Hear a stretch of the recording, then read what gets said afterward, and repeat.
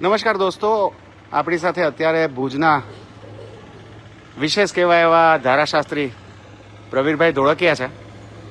પ્રવીરભાઈ ધોળકિયા ખાસ વ્યક્તિ એટલા માટે છે કે બહુ નિર્ભય રીતે પોતાની વાતને રજૂ કરતા હોય છે. એ પછી સોશિયલ મીડિયા હોય, કોઈ બીજી જગ્યા હોય, અને જે કોઈ પણ મસલાને હાથમાં લે એને મુકામ સુધી પહોંચાડવાની પૂરી મહેનત કરતા હોય છે. અત્યારે આપણે ઊભા છીએ વ્યાયામશાળા પર. એ વ્યાયામશાળા કે જેના વિશે થોડા વખત પહેલા જેમણે ફેસબુકમાં વાત લખી હતી, તો આજે આપણે એમની પાસે જાણીએ કે આજે ભુજની વર્ષો પુરાણી વ્યાયામશાળા છે એના શું પ્રશ્નો છે અને આજના દિવસે આ જગ્યાની શું હાલત છે. નમસ્તે પ્રવીરભાઈ, આ આપણે ઊભા છીએ કઈ જગ્યા છે? આપણે ઊભા છીએ એ એકચ્યુઅલી મોતીલાલ નહેરુ વ્યાયામશાળા એ જગ્યા છે. આ વ્યાયામશાળાનું સાચું નામ પણ હવે કોઈને યાદ પણ નથી, પણ વ્યાયામશાળા તરીકે ઓળખાય છે. એનું આજુબાજુનું લોકેશન જો તો ગાયત્રી મંદિર, સ્મૃતિ મંદિર વગેરે છે, અને એની સામેના ભાગમાં આ વ્યાયામશાળા આવેલી છે. આપણે આજે વ્યાયામશાળા છે એ ખાસ તો જે ભુજના લોકો છે, ભુજના જે બાળકો છે એ સારી રીતે કસરત કરી શકે એવા હેતુથી જે તે વખતે ચાલુ હતી. તો આ જે જગ્યાએ આ પેવિલિયન આજે દેખાય છે એ જ જગ્યાએ વ્યાયામશાળા હતી કે બીજી કોઈ જગ્યા હતી? ખરેખર તો અમે બહુ નાના હતા ત્યારથી આ જગ્યાએ કસરત કરવા માટે આવતા, અને અત્યારે જે પેવેલિયન છે તો પછીથી બન્યું છે 2001 પછી. પણ ખરેખર એની પાછળ નેલભાઈ જરા કેમેરા ફેરવશો તો આપણે જઈએ ત્યાં બતાવીએ. તો દોસ્તો, પ્રવીરભાઈ આપણને બતાવે છે કે પહેલા કઈ જગ્યાએ ઓરિજિનલ જે વ્યાયામશાળા હતી. તો અચ્છા, આ તરફ છે. અવશેષો દેખાય છે. આ જે સામે જે ટેકરો દેખાય છે એ કોઈ હડપ્પા કે મોહેંજો-દડોના અવશેષો નથી. બરાબર. પણ એ ખરેખર જૂની જે મોતીલાલ નહેરુ વ્યાયામશાળા હતી એના અવશેષો છે. તો એ તો અવશેષો કેમ હોય અત્યારે? કારણ કે 2001ની સાલમાં ભૂકંપ આવ્યો, એમાં એ વ્યાયામશાળા પડી ગઈ. તો એ પછી કઈ સફાઈ નથી થઈ? કોઈ જાતનું એનો અત્યારે આપ જોવો છો કે કોઈ માણસ 2001ની સાલમાં એને લગ્ન કરે તો એનું બાળક 25 વર્ષનું થઈ ગયું હોય, તો 25 વર્ષના ગાળામાં જો કોઈ યુવાન મોટો થઈ શકતો હોય, બરાબર, એને ત્યાં સંતાન આવી શકતા હોય, પણ હા. એ સમયમાં અહીંયાથી કોઈ મલબો હટાવવામાં આવ્યો નથી. તો આ મલબો એ વખતનો એમનેમ પડ્યો છે જયારે અહીંયા વ્યાયામશાળા હતી ત્યારે. એ વાતને 25 વર્ષ થઈ ગયા, પણ આ મલબાની કોઈ ભાળ લીધી નથી, આને હટાવ્યો નથી. અચ્છા પ્રવીરભાઈ, આપ તો આ વ્યાયામશાળામાં એ વખતે આવતા ત્યારે કોણ કોણ લોકો તમને યાદ આવે છે તમારી સાથે અહીંયા? કેતનભાઈ ધોળકિયા પ્રોફેસર જે જામનગરમાં અત્યારે છે, એમની ટ્રાન્સફર થઈ ગઈ છે. બરાબર. બીજા એક નિખિલભાઈ મહેશ્વરી કે જે બોડી બિલ્ડર છે અને બરાબર. હા, એમનું હમણાં કઈ એમને મોટો એવોર્ડ પણ મળેલો છે, કોઈ મોટી સ્પર્ધા જીત્યા છે.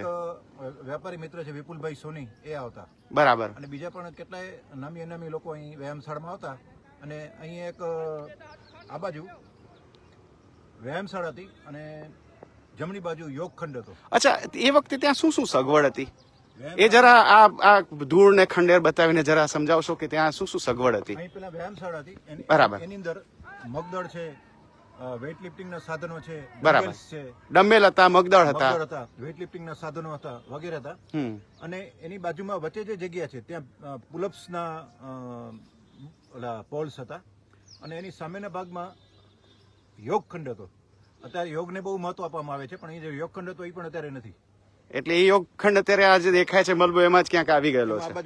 યોગખંડ પણ હવે એમાં જ યોગખંડ આવી ગયેલો છે. અને એની બાજુના ભાગમાં પેરેલલ બાર્સ હતા, પોલ્સ પણ હતા, ફૂટબોલના પણ હતા, પોલ્સ હતા, ક્યાંય દેખાતા નથી. બરાબર. અને ત્યારે એ વખતે આ વ્યાયામશાળાની અંદર બધા સાધનો વાપરવાની શું ફીસ હશે? તે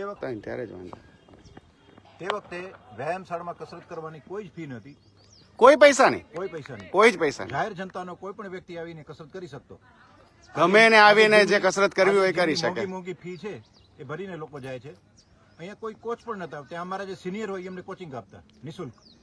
અમને કઈ રીતે ડાયટ લેવું એનું પણ કોચિંગ આપતા. અમે અહીં સવારે રનિંગ કરતા અને વોર્મઅપ કર્યા પછી અહીં કસરત કરતા. એટલે વ્યાયામવીરો માટેનું એકદમ પસંદગીનું સ્થળ હતું. પણ અફસોસની વાત છે કે જે તે વખતે કેટલીય કારોબારી બદલી ગઈ, કેટલાય પ્રમુખો બદલી ગયા, કેટલાય ચીફ ઓફિસરો બદલી ગયા, વખતો વખત રજૂઆત કરી, કાનૂની નોટિસો આપી, તેમ છતાં અહીંયા કોઈ ફરક પડ્યો નથી. અને આજની પરિસ્થિતિમાં ગ્રાઉન્ડની ઉપેક્ષા તમે જોઈ શકો છો. રાતના સમયે અહીં ઢોરો અડો જમાવીને બેઠા હોય છે. તો આ પેવેલિયનની અંદર અહીંયા દેખાય છે જુઓ કેટલા છાણા પડ્યા છે, કેટલી બધી ગંદી રીતે અહીંયા બધી વસ્તુઓ પડેલી છે એ દેખાય છે. હા, તો રાતના સમયમાં પેવેલિયનની અંદર દારૂ પીનારા લોકો ઓહો. અસામાજિક તત્વો જમાવડો કરીને બેઠા હોય છે અને ઘણીવાર એની આસપાસના લોકોએ પોલીસને ફરિયાદ પણ કરવી પડી હોય છે કે અહીંયા અસામાજિક તત્વો છે એને પોલીસની મોબાઈલ આવીને એને લઈ જાય, એવી પરિસ્થિતિ પણ થઈ છે. અને ખરેખર મારે તો એ કહેવાનું કે અહીં ક્રિકેટ પ્રેમીઓ માટે પણ આ ગ્રાઉન્ડ એક આદર્શ જગ્યા છે, પણ ગ્રાઉન્ડનું કોઈ લેવલિંગ નથી. અચ્છા, આપણે જરા ગ્રાઉન્ડ જોઈએ. ગ્રાઉન્ડ બતાવજો, ગ્રાઉન્ડ કેવી રીતનું છે. દાખલા તરીકે અહીંયા અત્યારે તો અહીંયા દેખાય છે કે બહુ બધી ગાયો બધું બગાડેલું છે, તો રમી કેમ શકે? હા, અને આ બાજુ કોઈ લેવલિંગ નથી. મતલબ તમે જોઈ શકો છો કે અહીંયા કાંકરા દેખાય. હા, બધા કાંકરા પડ્યા છે અને જૂના ખડકો પણ ઉપર આવી ગયા છે. અહીંયા તમે દોડવા જાઓ કે કોઈ પણ રમત ગમતની કોઈ પણ તમે એક્ટિવિટી કરવા જાઓ તો આ તમને એકદમ વાગે એવી જગ્યા થઈ ગઈ છે. મતલબ આ બધા ખડકો છે બધા બારે દેખાય છે. આના ઉપર કોઈ ખોદકામ કરીને કે લેવલિંગ કરવાનું કે કઈ કામ નથી થયું. જી, બીજું શું કહેતા હતા? મોબાઈલનો ટાવર ઉભો કરી દેવામાં અચ્છા, અહીંયા મોબાઈલનો ટાવર ઉભો કરવામાં આવે આવે. છે. મોબાઈલના ટાવરની બાજુમાં કોઈ યોગ કરવા જાય તો એને ફાયદાને બદલે નુકસાન થાય. એટલે તો યોગ સેન્ટર બંધ થઈ ગયું.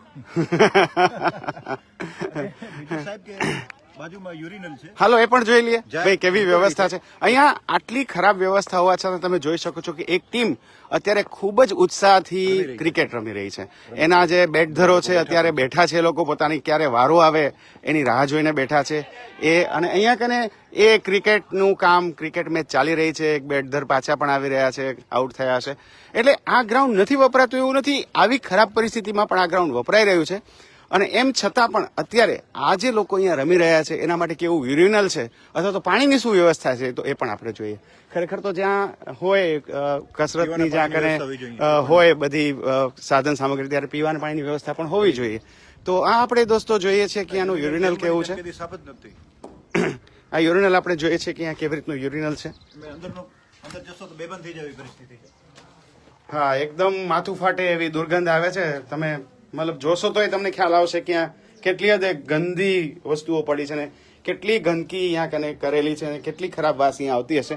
પાછળનો ભાગ તો એથી પણ વધારે ખરાબ છે. અને અહીંયા પણ જૂના તૂટેલા બિલ્ડિંગના બધા જે કાટમાળ છે બધા હજી પડ્યા છે. જે પ્રવીરભાઈ સાહેબે કહ્યું એ પ્રમાણે 21 વર્ષ મતલબ ધરતીકંપની વખતથી આ બધું એમને પડ્યું છે અને કોઈ આનું ધણીધોરી નથી, કોઈ આને સંભાળે નથી. અચ્છા પ્રવીરભાઈ, આપણે સવાલ એ થાય કે આટલી મોટી જગ્યા છે, આટલી મોટી પેવેલિયન છે, અહીંયા એક વખતે દવાખાનું પણ ચાલતું હતું જે અત્યારે કંઈક એના પર સિવિક સેન્ટરનું બોર્ડ લાગી ગયું છે. તો આ જગ્યાના કરતા હરતા કોણ છે, ધણી કોણ છે? અત્યારે તો વાસ્તવિકતામાં કોને ધણી કહેવાય છે ત્યારે અઘરી વસ્તુ છે, પણ ઔપચારિકતા પૂરતી કદાચ ભુજ નગરપાલિકાને ધણી કહેવાય, પણ એમને આ જગ્યાનો પરિચય લાગતો નથી. મને એવું નથી લાગતું એમને પરિચય હોય. એટલે ભુજ નગરપાલિકાના અંદર જ આ જે આખી મિલકત છે એ આવે છે, બિલકુલ આવે છે, પણ એ મિલકત ખરેખર અત્યારે એકદમ નધણિયાતી હોય એવી દેખાય છે. બરાબર. અને પેવેલિયનની હાલત પણ જો સાહેબ અહીંયા તો કસરત માટે કઈ ખાસ વ્યવસ્થા ઉભી કરી છે? અહીંયા કઈ બોર્ડ પણ લાગેલું છે? તો આ બોર્ડ શેનું લાગેલું છે? અહીંયા લખ્યું છે જુઓ, encore fitness, fat loss, diet counselling, supplement, strength training, આ બધું અહીંયા કસરતનું લાગેલું છે. પ્રાઇવેટ માલિકીની જગ્યા છે, વ્યાયામશાળા નથી. અચ્છા, તો મતલબ આ જે પ્રાઇવેટ માલિકીની જગ્યા છે ત્યાં બાળકોને ફીસ લાગે છે? એ તો હવે એમનું પ્રોફેશનલ એનું એ છે. જયારે પેલા જે વ્યાયામશાળા હતી એમાં કોઈ જ ફીસ નહોતી. તો આ એક મોટો ફરક તમે જોઈ શકો છો. અને આ જગ્યાએ પેલા એક દવાખાનું હતું અને એ દવાખાનું કોરોના વખતે ચાલુ હતું ને ખૂબ સારી સેવા હતી. એ વખતે અર્બન હેલ્થ સેન્ટર કહેવાય.